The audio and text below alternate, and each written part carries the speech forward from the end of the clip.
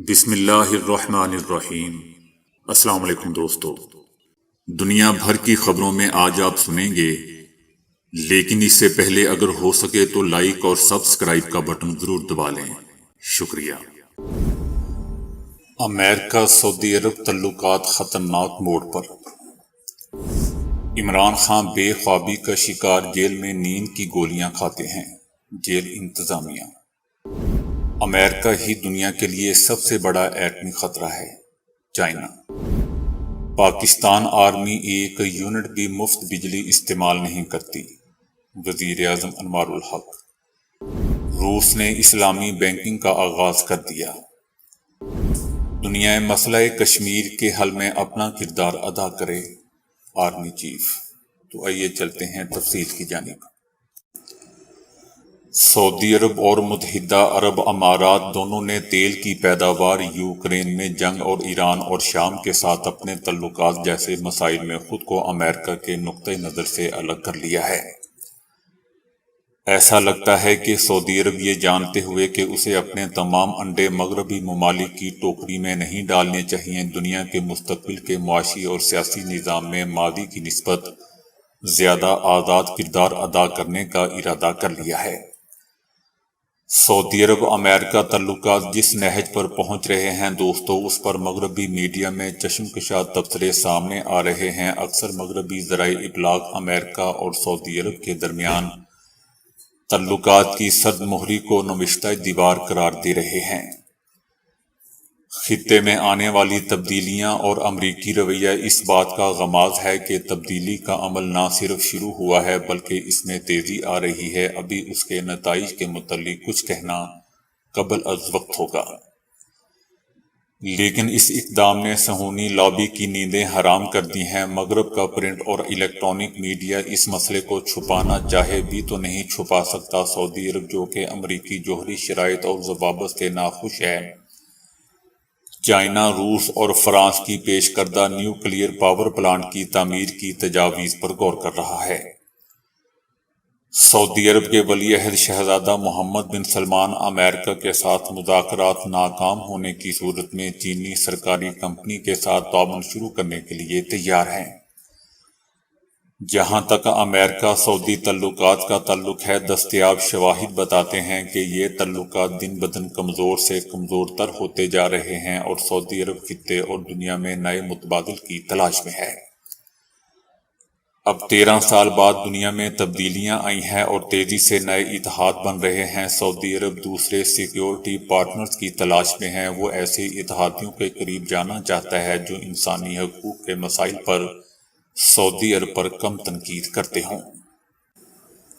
آج امریکہ اپنے تیل کا 6% سے بھی کم سعودی عرب سے درآمد کر رہا ہے۔ سعودی عرب اور امریکہ کے تعلقات میں کشیدگی اس وقت عروج پر پہنچ گئی جب سعودی حکام نے وائٹ ہاؤس کی توقعات کے باوجود اپنے تیل کی پیداوار کم کرنے کا فیصلہ کیا۔ دوسری جانب چائنا کے ساتھ سعودی عرب کے گہرے تعلقات تیل کی برآمدی منڈیوں کی تبدیلی کی طرف اشارہ کر رہے ہیں۔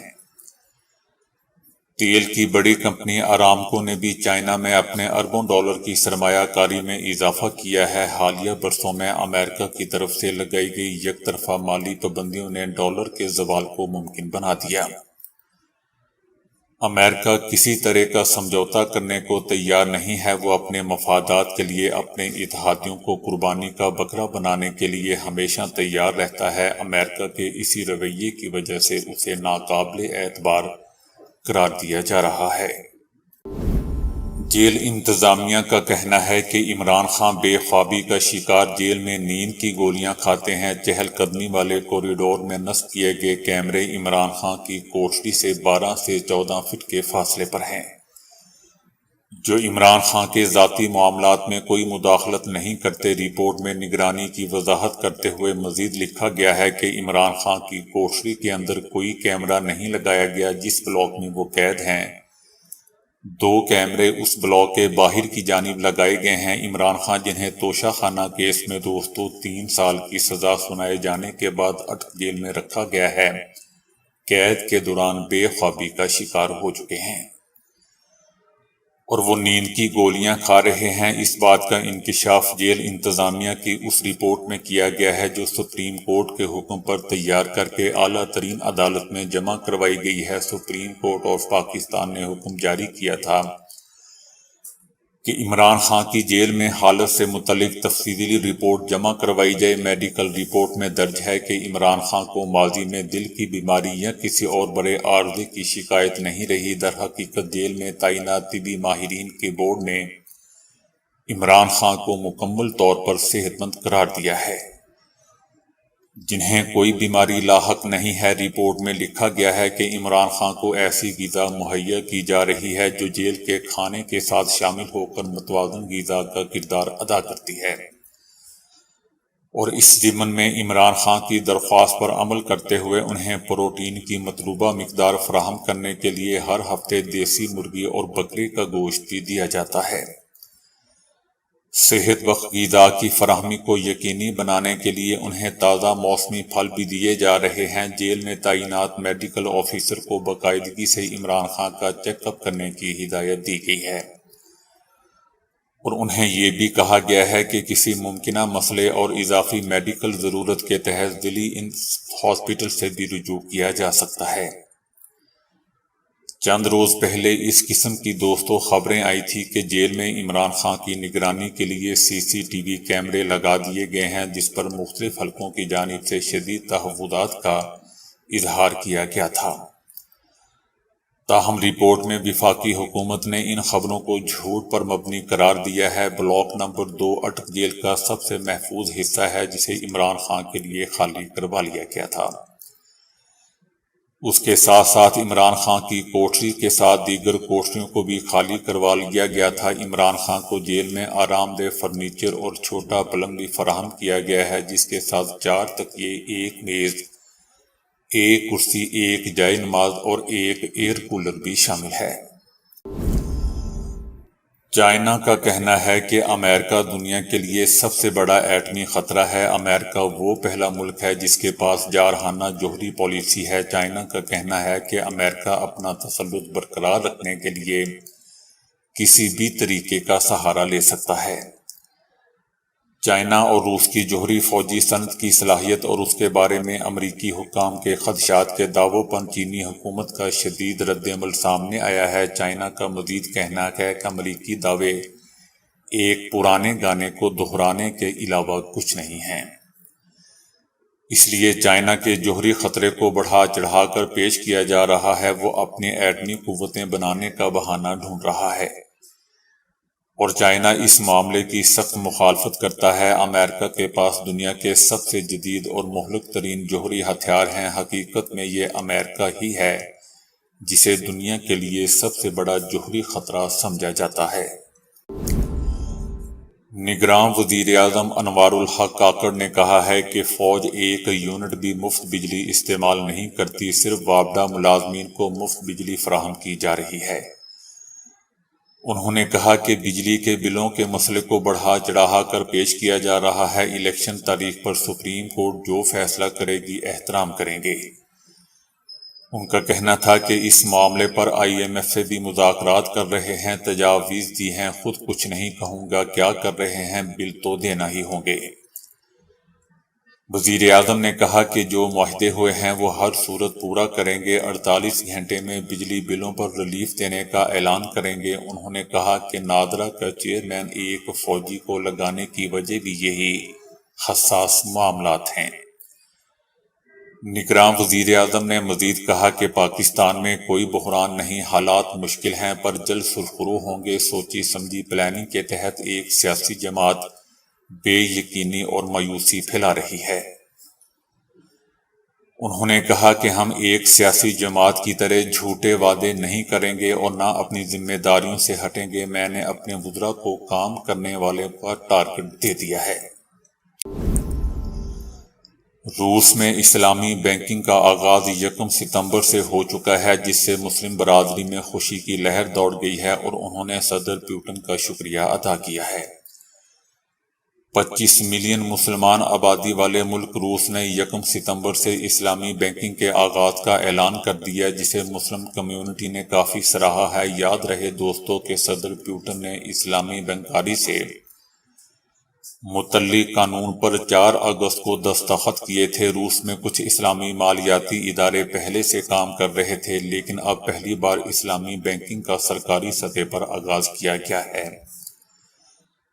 ابتدائی طور پر اسلامی بینکاری مسلم اکثریتی علاقوں میں شروع کی جائے گی، اور اگر یہ پروگرام کامیاب ثابت ہو گیا تو پھر پورے ملک میں متعارف کروا دیا جائے گا۔ مسلم آبادی کافی عرصے سے اسلامی بینکاری کا مطالبہ کرتی آئی ہے، لیکن یوکرین جنگ کے باعث روس کے اقتصادی شعبے پر مغربی ممالک کے دباؤ نے بھی صدر پیوٹن کو اسلامی بینکاری شروع کرنے پر مجبور کیا۔ یاد رہے دوستوں کہ اسلامی بینکاری شریعت کے تحت کام کرتی ہے، جو سود پر مشتمل لین دین کی سختی سے حوصلہ شکنی کرتی ہے، کیونکہ سود کو رقوم کا غیر منصفانہ تبادلہ سمجھا جاتا ہے۔ Army chief general Asim Munir نے اقوام متحدہ کی سلامتی کونسل اور جنرل سیکرٹری سے مسئلہ کشمیر کے حل میں کردار ادا کرنے کا مطالبہ کر دیا ہے، اور کہا ہے کہ پاکستان ایک ایسا خطہ چاہتا ہے جہاں امن قائم ہو۔ اقوام متحدہ کے امن مشن کے وزارتی اجلاس کے حوالے سے تیاریوں کا جائزہ لینے کے لیے اجلاس کا انعقاد ہوا۔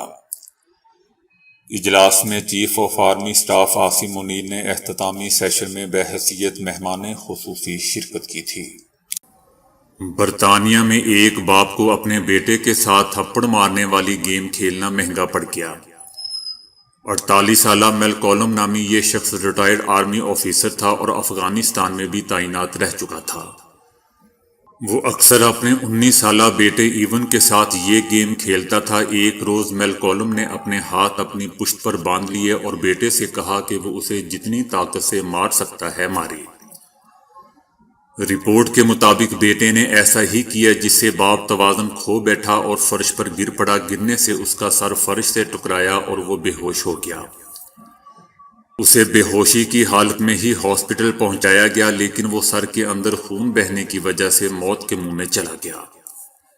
بیٹے کو واقعے کے فوری بعد گرفتار کر لیا گیا، تاہم تفتیش میں اصل واقعہ سامنے آنے پر اسے رہا کر دیا گیا۔ بنگلہ دیش میں آج کل ایک ایسا خاندان توجہ کا مرکز بنا ہوا ہے جس کے افراد کی ہتھیلیوں میں لکیریں ہی نہیں ہیں، اور لوگ کہتے ہیں کہ اسی وجہ سے انہیں روزمرہ زندگی میں بھی مسائل کا سامنا ہے۔ یہ چیز جینز کی وجہ سے انہیں وراثت میں ملی ہے، اس لیے یہ خاندان پاسپورٹ، شناختی کارڈ اور دیگر سرکاری کاغذات سے محروم ہے۔ اسکائی نیوز چینل کی رپورٹ کے مطابق ابو ساکر نامی شخص اور اس کا خاندان ہاتھوں کی لکیروں سے محروم ہے۔ اس حوالے سے ابو ساکر کا کہنا ہے کہ وہ اور ان کا خاندان ایک زمانے سے اس مشکل کا شکار ہیں۔ بقول ان کے کہ ہمارے دادا زراعت کے شعبے سے وابستہ تھے، انہیں کبھی سرکاری کاغذات بنوانے کی ضرورت ہی محسوس نہیں ہوئی، لیکن اب ہمارے لیے اس کی وجہ سے کئی مشکلات پیدا ہو رہی ہیں۔ ان کے بیٹے کا کہنا ہے کہ والد صاحب نے جب اپنے شناختی کارڈ اور ان کے سرکاری دستاویز کے لیے درخواست دی تو محکمے کی جانب سے یہ کہہ کر درخواست مسترد کر دی گئی کہ ان کے فنگر پرنٹس موجود نہیں ہیں۔ ان کا مزید کہنا تھا کہ ڈرائیونگ لائسنس اور پاسپورٹ کے لیے حکومت کی جانب سے فنگر پرنٹس لازمی قرار دیے گئے ہیں، تو میرے والد کے پاس کوئی اور راستہ نہیں تھا سوائے اس کے کہ میڈیکل سرٹیفکیٹ کے ذریعے تصدیق کرواتے کہ ان کے ہاتھوں پر پیدائشی طور پر لکیریں موجود نہیں ہیں۔ اس وقت صورتحال یہ ہے کہ ابو ساکر اور ان کے بھائی اپنے نام پر موبائل سم نہیں خرید سکتے، کیونکہ اس کے لیے حکومت کی جانب سے بائیو میٹرک سسٹم اپنایا گیا ہے۔ انہوں نے مجبوراً موبائل سمز اپنی والدہ کے نام پر جاری کروائی ہیں، کیونکہ ان کے ہاتھوں پر لکیریں موجود ہیں۔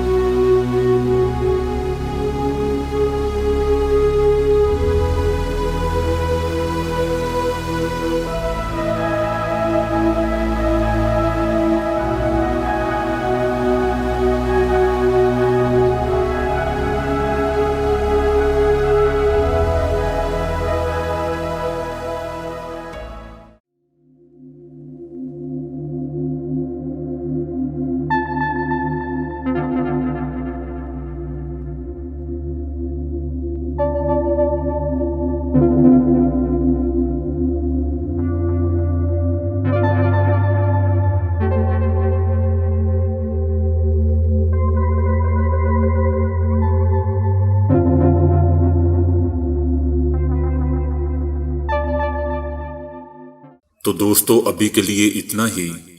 ویڈیو کو لائک اور شیئر کرنے کا بہت بہت شکریہ۔